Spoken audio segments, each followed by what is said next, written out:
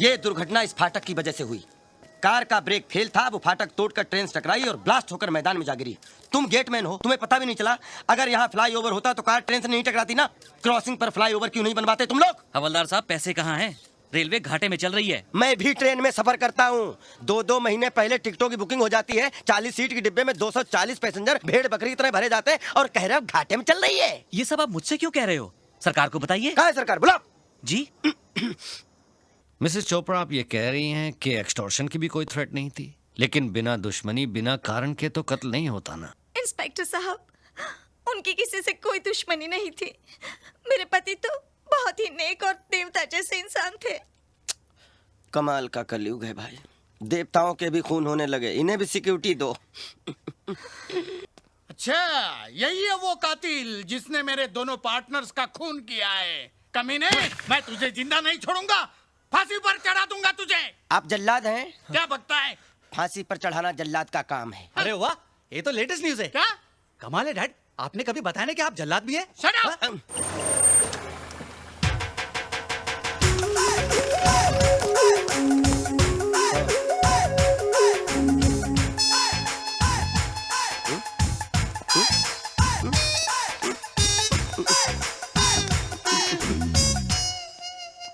सरदार जी तो पूरा पटियाला लेकर आ गए। ये सब क्या है पुत्र? पाजी पता नहीं। देखिए सरदार जी, आप इस लड़के को पहचानते हैं? बिल्कुल पहचानता हूँ जी, अपना ही बच्चा है। मेरे गैराज में काम करता है पार्ट टाइम। इस लड़के ने 2 खून किए हैं। हाँ? क्या? पहला मर्डर 29 तारीख को और दूसरा कल शाम को। मैंने आपको ये पूछने के लिए यहाँ बुलाया है कि 29 तारीख को सुबह से लेकर रात तक ये लड़का आपके साथ में था। क्या सोच रहे हैं सरदार जी? मैं तो ये सोच रहा हूँ कि सरकार ने आप में कौन सी काबिलियत देखकर आपको ये वर्दी दी है। सरदार जी, आप जरा इस बच्चे को गौर से देखिए। क्या आपको लगता है कि इसने कोई मर्डर किया होगा? सरदार जी, आप मुझे सीधे सीधे ये बताइए कि 29 तारीख को ये लड़का कहाँ था? मेरे काम पर। मैंने इसे अपने एक ग्राहक सिंघानिया साहब की गाड़ी ठीक करने के लिए टोइंग वैन दे के भेजा हुआ था। उस वक्त इसकी कार कहाँ थी? अरे भाई, जब ये टोइंग वैन लेकर गया था तो इसकी अपनी गाड़ी तो गैराज में ही होगी ना। और सर, जो आपने कल शाम के मर्डर की बात कही है, तो कल शाम को 7 बजे से लेकर 1 बजे तक तो हम सब राज के साथ ही थे, क्लब 24/7 में। साथ में थे। और सर, हम क्लब के मैनेजर को भी अपने साथ लाएं। अगर आप चाहें तो आप उनसे भी पूछ सकते हैं। यस सर, कल शाम से रात तक ये मेरे ही क्लब में था। अब आप कैसे कह सकते हैं कि दोनों खून राज नहीं किए हैं? साहब, मधुमक्खियों के छत्ते में हाथ मत दीजिए, मुझे तो बहुत डर लग रहा है। अपने पास जितने सबूत नहीं है उससे ज्यादा तो इसके पास गवाह है। शराब। इंस्पेक्टर साहब, आपका हुक्म हो तो हम इसे ले जाएं।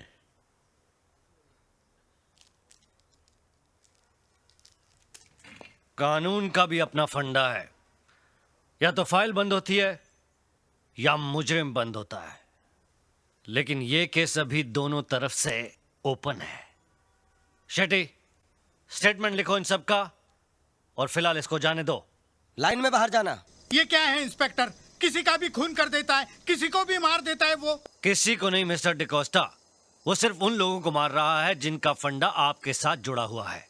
मिस्टर सक्सेना, मिस्टर चोपड़ा दोनों आपके पार्टनर थे और इन्वेस्टिगेशन से ये पता चला है कि इंस्पेक्टर संजय शर्मा का भी आपके साथ पुराना कनेक्शन था। ये तो लेटेस्ट न्यूज़ है। इसका मतलब चौथा नंबर डैड का है। Shut up! क्या बकवास करता है? मिस्टर डिकोस्टा, ये ठीक कह रहा है। जिस तरह से आपके साथियों के मर्डर हो रहे हैं उससे लगता है कि हिट लिस्ट में आपका नाम भी हो सकता है। इसलिए मैं तो ये कहूंगा कि आप पुलिस प्रोटेक्शन ले लें। हाँ, ले लीजिए डिकोस्टा साहब, वरना बेमौत मारे जाएंगे। अरे वो कार से कुचलकर पहले हड्डियां तोड़ता है और बुढ़ापे में हड्डियां जुड़ती भी नहीं। अरे ऐसी मौत मारता है कि देखने वाले की रूह कांप जाती है। नहीं नहीं इंस्पेक्टर साहब, आप मेरे डैड को बचा लीजिए प्लीज। इनके सिवा मेरा कोई भी नहीं है। डैड, आप मेरे को छोड़ के मत जाना, मैं अनाथ हो जाऊंगा। Dad please, I will be N orphan child. Shut up! अभी मैं जिंदा हूं ना। अब मुझे प्रोटेक्शन देने के बजाय उस कातिल को अरेस्ट क्यों नहीं करते? यही तो फंडा है। मेरे पास राज के कातिल होने का कोई सबूत नहीं है। मैं सिवाय प्रोटेक्शन देने के और कुछ नहीं कर सकता।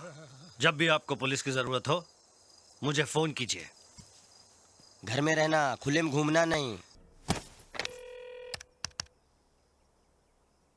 क्या मैं इंस्पेक्टर खुराना से बात कर सकता हूं?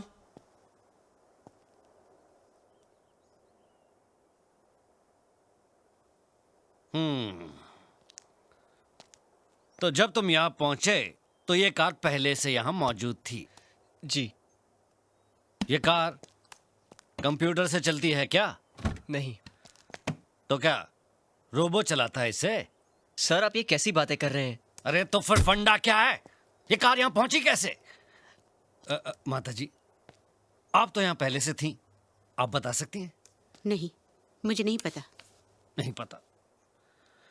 जब तुम कार के चोरी होने की कंप्लेन मुझे लिखवा रहे थे, उसी समय इस कार से किसी ने एंथनी डिकोस्टा को टेलीफोन बूथ समेत उड़ा दिया और फिर ये एक वफादार कुत्ते की तरह अपने मालिक के घर पहुंच गई। इसका मतलब क्या है? सर, ये मैं कैसे बता सकता हूँ? मैं तो आपके साथ था। मैं बताऊं रियल फंडा क्या है? तुम ये कार किसी और को देकर उससे मर्डर करवाते हो। ये आप कैसे कह सकते हैं, जबकि आपके पास मेरे पोते के खिलाफ कोई सबूत ही नहीं है? और अगर कोई बोल दे कि इस कार ने वो एक्सीडेंट किया है तो आप मान लेंगे? चलिए मैं बोलती हूँ कि वो चारों मर्डर आपके जीप ने किए हैं। ये क्या फिजूल की बात कर रही हैं आप? फिजूल की बात कर रही हूँ मैं? आपका कहना है कि इस कार ने टेलीफोन बूथ उड़ाया है, तो देखिए कहीं एक स्क्रैच, एक खरोच नजर आता है आपको? जबकि एक ट्रक भी टेलीफोन बूथ उड़ाएगा तो उस ट्रक के भी अंजर पंजर ढीले हो जाएंगे। इतने बड़े ऑफिसर हैं आप, आपका दिमाग इतना भी नहीं चलता? कब से फंडा फंडा किए जा रहे हैं?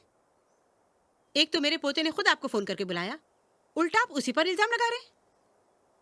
अब तो मैं इस कार को लेकर कमिश्नर के पास जाऊंगी और उन्हीं से पूछूंगी कि आपको ये कार टेलीफोन बूथ से टकराई हुई लगती है। आप कमिश्नर के पास जाएंगी? जरूरत पड़े तो होम मिनिस्टर तक पहुंचूंगी मैं। सर, अब हमें लगता है हमारा अंतिम समय आ गया है। इसके पहले माताजी होम मिनिस्टर को अपने होम पे बुला लें और हमारा होम खतरे में आ जाए, हमें अपने होम के लिए निकल लेना चाहिए sir. Shut up! Sir, Shut up! Sir